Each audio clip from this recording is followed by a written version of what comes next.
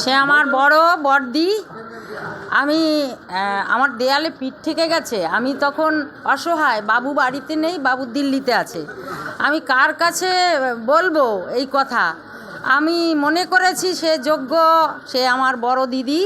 আমি তার কাছে ছুটে গিয়ে বলেছি, শোনো বড়দি, আমার দুই ছেলে সুব্রত শান্তনু, তাহলে কি দুই ভাই সমান পাবে অধিকার? কি দুই ভাইয়ের সমান আছে? সুব্রতর অধিকার আছে, তুমি বলো। বলে কেন থাকবে না?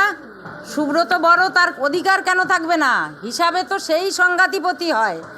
আমি বলছি না, যেটা আছে সেটাই থাক, কিন্তু অধিকার সমান সমান। সে বলছে বড় বৌমাকে এখনও কেন আসে না? বড় বৌমা আসুক। আমি বলছি আসবে সঠিক সময়। তাহলে অধিকার তো থাকবে তার, কেন তাকে অধিকার থেকে বঞ্চিত করা হলো? আর বলল, শান্তনু বলল কি, তুই যেখান থেকে আসছিস, অস্ট্রেলিয়ার থেকে আসছিস, অস্ট্রেলিয়ায় চলে যা, উড়ে এসে জুড়ে বসেছিস, হ্যাঁ সর খাচ্ছিস, আমি একটা মানুষও তোর ওখানে যেতে দেব না। আর কারা কারা যায় আমি তাদের সাথে বুঝে নেব। একটা বিষয়, মমতা ঠাকুরের সঙ্গে বিগত দিনে দেখেছি সুব্রত ঠাকুর, শান্তনু ঠাকুরের এই যে বলছেন অধিকার, এই অধিকারের লড়াই আমরা দীর্ঘদিন ধরে দেখে এসেছি ঠাকুর বাড়িতে। নতুন করে কি আবারও আরেক দফায় এই অধিকারের লড়াই শুরু? আমি কোনো রাজনীতি করি না, সবাই জানে। আমি ঠাকুর বাড়ির ছোটো মা। আমার কাছে সবাই সমান, আমার কাছে ভক্ত এবং সাধারণ মানুষ সবাই সমান, আমাকে সবাই ছোটো মা সম্মান দেয়।